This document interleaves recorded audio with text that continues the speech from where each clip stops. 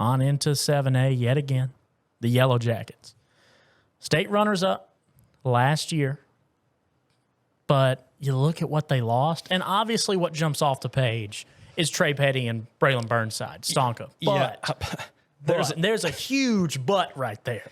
That's not all. Because last season, teams really keyed in on Petty and Burnside, and they relied on a couple more seniors to really kind of carry them over the hump in a lot of games.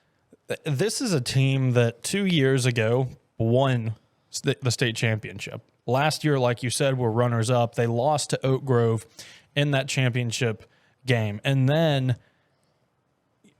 the big names we're going to talk about are Trey Petty and Starkville Burnside, because one's a 3-star quarterback that went to Illinois. The other one's a 4-star receiver that went to Mississippi State. You look at that offense, though, anywhere in the 70% to 80%, that offense is gone. Gone. I mean, losing a couple of players here and there is one thing, but 80%, that is very tough to replace. And on top of the fact you did have those national recruits on that team, so you take those away, it's tough, period. Absolutely. And then you take even more away just because of they had so many seniors. Yeah, it's not going to be easy for Starkville this year. They lost Courtland Cooper. They lost, I'm just scrolling through last year's roster right now. They lost Trey Petty, obviously. They lost Christopher Hall. And this is just a few of the names mentioned. But, I mean, Jalen Turnipseed, I believe, is gone. Turnipseed was big for them.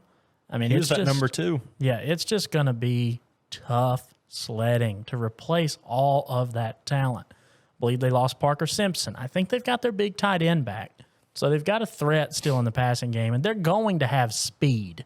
The question is, are they going to have the size to match it like they have in years past? I don't know how you do. No, I don't either. And you take a look at the record we gave them at 5-4. I know it's not pretty. No, but and they might prove us wrong. And if they do, good for them. But as of right now, haven't been able to see them. You lost so much offensive production. Your 2-star players. And they don't have an easy schedule either. No. It's not like I have them losing to no one. Well, you're opening the season against the best quarterback in the state by the numbers in Camario Taylor in Noxubee County. Then you play West Point. Then you're playing Meridian, who's never a slouch. Then you're going to Louisville. You're going to Oxford. It's not an easy non-divisional slate, and it only gets tougher when the division hits because they're in the good North Half division. Yeah, and I was about to go there with that too. I have them at 2-2. Yeah, I think that's pretty fair. I think that's pretty fair. I mean, you look at... Excuse me, I have them at 2-1, but... Well, I'm looking at 4 divisional games scheduled right now. I'm looking at Then Germantown. It is 2-2, excuse me. Germantown, Clinton, Madison Central, Tupelo. So, and unfortunately, I think you could possibly go 0-4 in that. You certainly could. Because, again, that's, I think, the best division in 7A football. And you've heard the head coach of Starkville talk about it in several interviews. This division just beats up on each other all season long.